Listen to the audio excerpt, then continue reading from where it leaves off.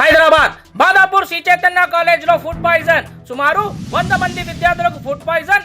ఎవరికీ తెలియకుండా ట్రీట్మెంట్ చేయిస్తున్న యాజమాన్యం, తల్లిదండ్రులకు కూడా సమాచారం ఇవ్వని సిబ్బంది, తల్లిదండ్రులు ఫోన్ కూడా లిఫ్ట్ చేయని కాలేజీ నిర్వాహకులు.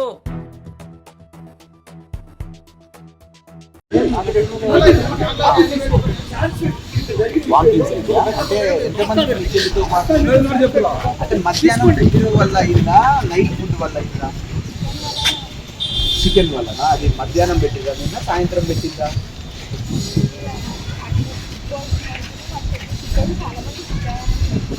చాలా మంది అంటే ఎంత, ఒక 30 మంది అమ్మా. అంటే మాకు విద్యార్థి నాయకులు వాళ్ళ గురించి ఫైట్ చేయడానికి వచ్చినాం. వాళ్ళు చాలా లేదు, ఎవరిని బయటికి రానివ్వట్లేదు. దాదాపు 100 మంది పిల్లలు అస్వస్థతకు దయచేసి లోపల లోపల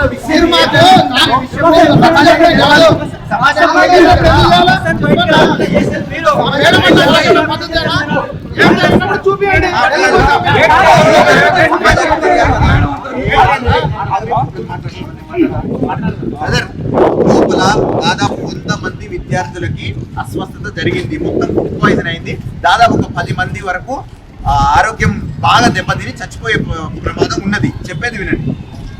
ఓకే, అట్లా లేనప్పుడు నువ్వు తాళాలు ఎందుకు వేస్తారు? మీరు లోపల ఏం జరుగుతుందో సమాజానికి తెలియాలి కదా.